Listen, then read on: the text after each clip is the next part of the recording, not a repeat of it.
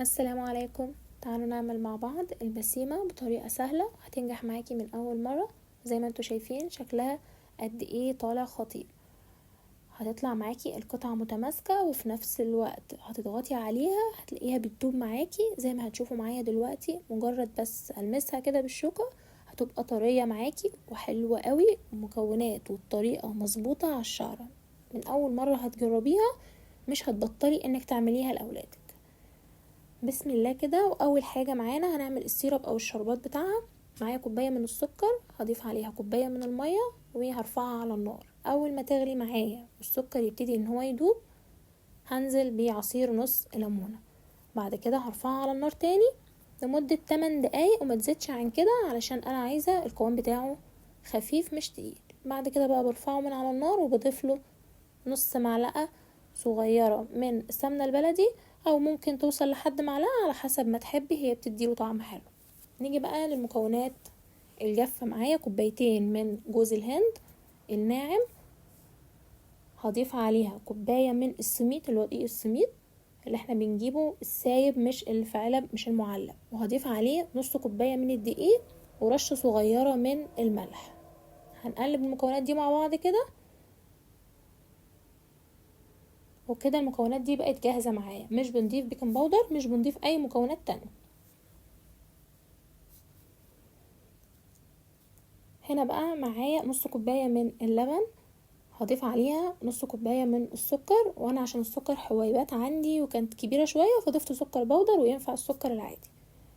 ونص كوباية من السمنة البلدي، وطبعا ما تحلاش غير بالسمنة البلدي. وضفت معلقتين كبار من العسل الجلوكوز وممكن تستغني عنه وتضيفي عسل النحل برضو معلقتين. هقلب بقى المكونات دي معايا، وطبعا العسل بيكون صعب شوية انه يدوب معانا، فاحنا عشان نخلط كل المكونات دي ممكن ندخلها الميكرويف او ان احنا نرفعها على النار. اهم حاجة ما تغليش معايا، يدوب تدفى وكل المكونات تختلط مع بعضها. خدوا بالكم الخطوة دي، انا مش عايزة الخليط يكون معايا سخن. هنزل بقى بالخليط المواد الجافة بتاعتنا، وبعد كده بننزل بقى بالمكونات بتاعتنا اللي هي بيكون درجة حرارتها دافية ولا هي سخنة ولا هي باردة، يعني زي دمعة العين كده. هننزل بالمكونات بتاعتنا ومش بنقلب كتير علشان ما تنشفش معاكي وتلاقيها ما طلعتش احسن حاجة، لحد بس المكونات ما تختلط مع بعضها. يدوب كل الدقيق يختفي معايا هو وجوز الهند، خلاص كده بنبطل ان احنا نقلب فيها بالشكل ده كده. هتجيبي بقى اي صينية عندك، انا هنا جبت صينية كنت مبطناها بورق الزبدة زي ما هتشوفوا معايا دلوقتي. بطنتها بورق الزبدة عشان تكون سهلة معايا بس وانا بقطعها او بشيلها. وهنفرد الخليط معانا. شايفين السمك بتاعه مش خفيف ولا انه تقيل جامد قوي، لا هو السمك بيتفرد معاكي بسهولة، ناعم وطري بيتفرد بسهولة. للتزيين بقى ممكن تضيف اي مكسرات او اي نوع، بس هي بره عموما يعني بيعملوها بشرائح جوز الهند ده، بيكون حلو قوي بيدي شكل حلو معاكي وكمان طعمه حلو. وده موجود في اي سوبر ماركت او ممكن من عند العطار، بس هاتين مكان يعني تكوني واثقه فيه.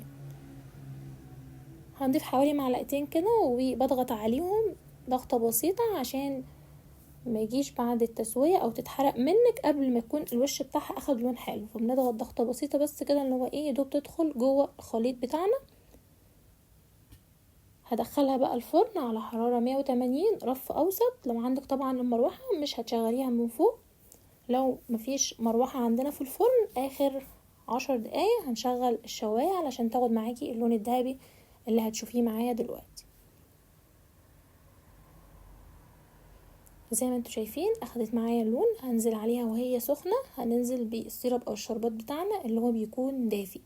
انا مش عايزاه زي البسبوسة، انا مش عايزاه يكون هو سخن وهي سخنة هتكون طرية معاكي قوي، فاحنا بنخليه دافي وهي سخنة وبننزل بالشربات بتاعنا بيكون القوام بتاعها حلو قوي. هتلاقيها بقى شربت معاكي كل كمية الشربات، بمجرد ما بتنزلي بيه بتشرب كل الكمية، وده من سر واسباب ان هي تكون معاكي ناجحة. هتلاقيها ان هي تشرب الشربات معاكي بكل سهولة زي ما انتوا شايفين.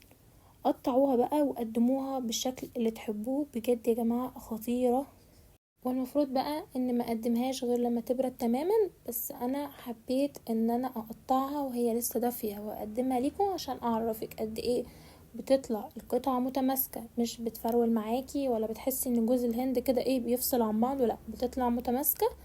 بس بمجرد انك تضغطي عليها ضغطة بسيطة بتبقى طرية وبتدوب معاكي زي ما هتشوفوا معايا دلوقتي. مجرد بس كده لمستها بتدوب معايا وشربة كل الشربات بتاعها، حلوة قوي الطريقة، كل الخطوات اللي فيها. واهم حاجة تتبعي نفس الطريقة بالمقادير بالخطوات، هتظبط معاكي على الشعر. شايفين بقى من قريب حاجة كده بتدوب في البق، بجد خطيرة. جربوها لأولادكم. احنا لو حبينا نشتري الصينية دي من بره هنجيبها بمبلغ، وكمان مش هتكوني واثقة من النظافة او كل حاجة فيها، فافضل حاجة ان احنا نعمل في البيت.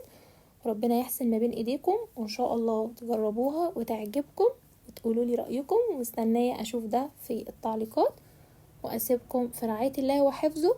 والسلام عليكم ورحمة الله وبركاته.